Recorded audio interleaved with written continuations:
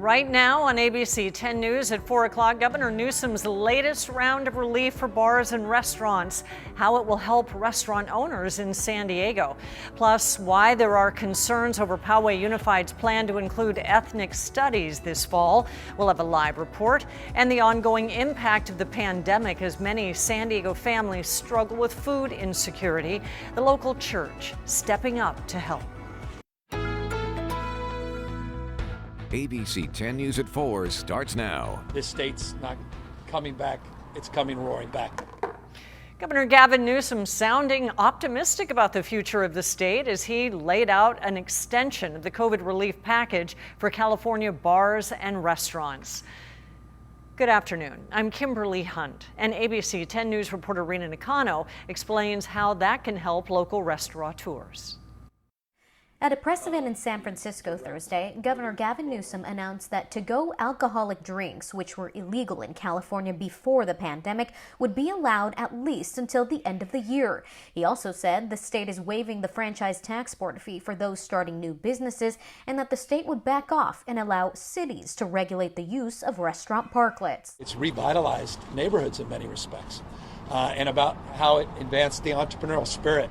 Newsom also reminded restaurateurs of the still available $25,000 direct relief grants, the waiving of ABC licenses for 2 years, and a new proposal for rent assistance. If you've been directly impacted by COVID-19, the state of California is proposing in our new budget to take care of 100% of your rent, your back rent, going back into the previous year. In 11 months of rent I wasn't able to pay. Scott Slater owns Spitfire Tacos and Head Lettuce in La Jolla. He's also a week away from opening Understory Cocktail Lounge in Carmel Valley. All of 2020 we owe back rent, so that's a huge hurdle to climb even with a busier restaurant. So very happy to hear the news. While Slater sees the state's new proposals as a great help, he's hoping local governments step up too. The biggest help that any local government can do right now is to expedite inspections. He says delays in permits and inspections during the pandemic caused him to push back the opening of Understory multiple times. It's great that you're waiving some fees, but I would much rather have that $2,100. I inspected my construction so I can open up sooner and get people employed. Rena Nakano, ABC 10 News. The extension of to-go alcoholic beverages only applies to bars and restaurants that also serve food. State regulators are about to vote on new rules that could extend mask requirements in the workplace into next year. Right now, Cal OSHA is considering regulations that would relax certain rules outdoors, but indoors, workers that interact with the public would have to continue wearing masks even if they're vaccinated. Critics say Cal OSHA is on track to ignore guidance from the CDC and Governor Newsom, who wants to reopen June 15th. Supporters say the regulations are necessary. Every day in California, several hundred people are still getting sick and dozens are still dying. We are still deep in this. COVID-19 no longer creates the risk that it did 1 year ago or even 6 months ago. We've made much progress in taming this virus, and we ask also that Cal OSHA not impose unreasonable burdens in the employment setting. Under the proposal, employees would only be allowed to work maskless if everyone around them is verifiably vaccinated. Cal OSHA is scheduled to vote on the proposal this afternoon. We'll update you about what happens. And San Diego's new eviction moratorium begins today. This comes after the County Board of Supervisors passed an ordinance last month to extend the moratorium. This is a 2-month extension of the existing statewide moratorium, which is set to end June 30th. A tenant can only be evicted if that person is causing a health or safety threat to others. Landlords opposed to it argue they still have to pay mortgages and property taxes, which will be difficult without rent money. And renters are encouraged to apply for rent relief programs before the moratorium ends. You can keep track of the latest development in the pandemic with our ABC 10 News mobile app. There is a free version in the App Store. Happening in just about 90 minutes, some parents and community members will be rallying against Poway Unified's plan to include ethnic studies courses in the fall. It was part of a resolution passed last year aimed at correcting systemic inequity and taking a stand against racism. ABC 10 News reporter Mimi Alcala is joining us now live at district headquarters with all of the concerns. Hi, Mimi. And Kimberly, they'll be here at a board meeting at about 5:30. We still don't know how many people are expected to show up, but the district says the 2 courses offered next fall will be offered to high school students and are completely optional, but still some say they don't want them taught in Poway schools at all. A group of Poway residents say they're concerned about Poway Unified's racial equity and inclusion plan for the fall. In a press release writing, the goal is to make kids feel guilty for the color of their skin and to ultimately become political activists and support this political agenda. A Poway Unified parent who helped organize a rally for Thursday didn't want to speak on camera or be identified. She referred ABC 10 News to Frank Hsu. He doesn't have children in the district, but is with the Californians for Equal Rights Foundation. You can sense that people right now are hesitating to speak out because of the environment. He says he and some of the parents believe the district is implementing critical race theory. Advocates call critical race theory an academic approach to understanding how American racism in the past still impacts our society and institutions now. But critics call it divisive, oppressive, and harmful. District spokesperson Christine Peck says that's not the case here. We want to make it clear that Poway Unified School District is not teaching critical race theory.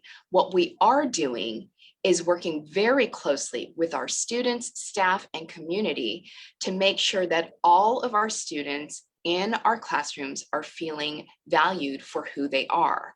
Last year, the board passed an anti-racism resolution as well as that racial equity and inclusion plan. The plan includes offering high school students 2 new courses in the fall: ethnic studies and ethnic literature. Ethnic studies is the study of different ethnic groups and their experiences in America throughout history. Ethnic literature is the study of diverse works and literature by people of different backgrounds. Peck says the courses are optional. Still, some, like Hsu, says the district should leave race out of the classroom. And the district is still looking for feedback from parents and students on those 2 courses. And I do want to mention the district tells me that they did reach out to those parents who have concerns directly, but didn't hear back. We're live at district headquarters. Mimi Alcala, ABC 10 News. Thank you, Mimi. We posted a story surrounding the debate over critical race theory on our website, and you can learn more about the topic and hear both sides of the debate at 10news.com. 4 migrants were rescued in Dolzura earlier this afternoon. They were in a hard-to-reach area with rough terrain. CAL FIRE says a helicopter hoisted them to safety. 2 were hospitalized. The other 2 did not need treatment. This comes hours after Border Patrol agents took several people into custody in La Jolla in what they're calling a possible smuggling event. They say the 16 people on board were unlawfully in the U.S., and there were no reports of injuries. Just yesterday, federal officials urgently warned migrants not to trust smugglers. Celebrity attorney best known for high-profile clients such as O.J. Simpson, Patty Hearst, and the Boston Strangler has died. F. Lee Bailey passed away today in Georgia. His legal career lasted decades. He was disbarred in Florida and Massachusetts for mishandling $6 million worth of stock for a client. Simpson once called him the most valuable member of the legal team that got him acquitted.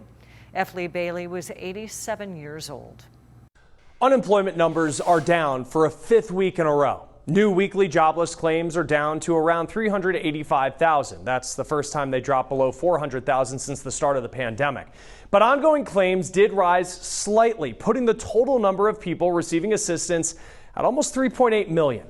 Job opportunity continues to pick up. Private companies added more jobs last month than they had in a year when the country first started to reopen. It's nearly 1 million new jobs, according to payroll company ADP. Leisure and hospitality jobs added the most positions. Now, lawmakers are tossing out plenty of ideas to fill jobs. Proposals include providing federal dollars to local workforce groups to do job training and placement for people out of work 6 months or longer. Another idea would allow states to use federal unemployment money to offer one-time bonuses to people who get off benefits and get a job. Now, those payments could be between $600 and $1,200. Other ideas include expanding a tax credit for companies that hire disadvantaged workers. But when I got diagnosed with breast cancer, it was a shock to me because I felt like I was a superhero. Mael Bowers-Smith spent her life as an athlete, a service member, and now a breast cancer survivor. For years leading up to her diagnosis, she had been a blood donor, but it wasn't until someone else's donation saved her own life that she realized the impact it had. I wasn't clotting. I wasn't blood. My blood wasn't clotting. So that if my blood don't clot, that means I'm going to continue to bleed. So that saved my life. The American Red Cross says cancer patients use the most blood donations than patients with any other disease. About 6 blood products are needed every minute. Platelets are especially important, like Mael needed. Now, they're the key clotting factor in blood and only have a shelf life for 5 days. Now, the Red Cross is concerned about its supply as hurricane season gets underway. Without donations now, it will be difficult to get blood to people in any hard-hit areas. So I encourage everybody just to donate a little, go give a pint, because it will save someone's life. It saved mine.